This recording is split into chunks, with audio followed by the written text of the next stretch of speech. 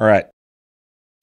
Mark, I've noticed that one of my tendons rolls over the head of my fibula, the bottom of a squat. There's no pain associated with this issue, but I find it unsettling. I've searched the starting strength forum, found this question has been asked before, to which your response was, have you read the book? That's usually my response because it's all been dealt with in the book.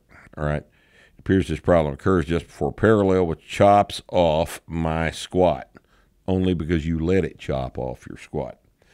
I can resolve this issue by using a wider stance or pointing my toes to a more forward position. I was going to say point your toes to a more outward position. These remedies obviously deviate from proper technique. I will admit that I have not had my form evaluated by a coach. This is what I would do. I would have my form evaluated by a coach, and I would probably, if that didn't fix it, I would put a wrap on that knee. I'd put a wrap on just that knee.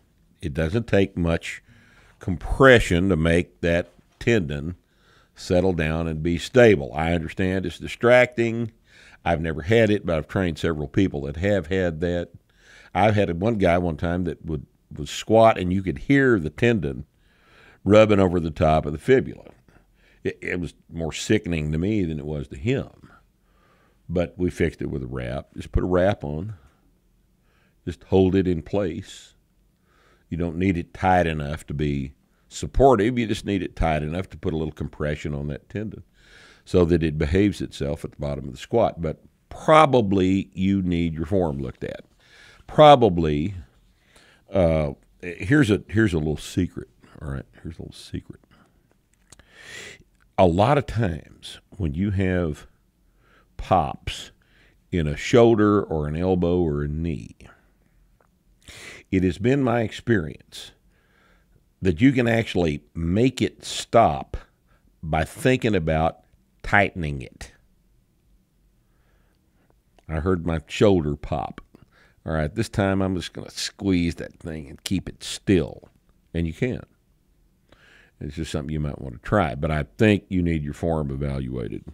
And I think you'll find that probably the thing goes away when you get stance and toe angle and knee position with respect to the toes all ironed out. Okay?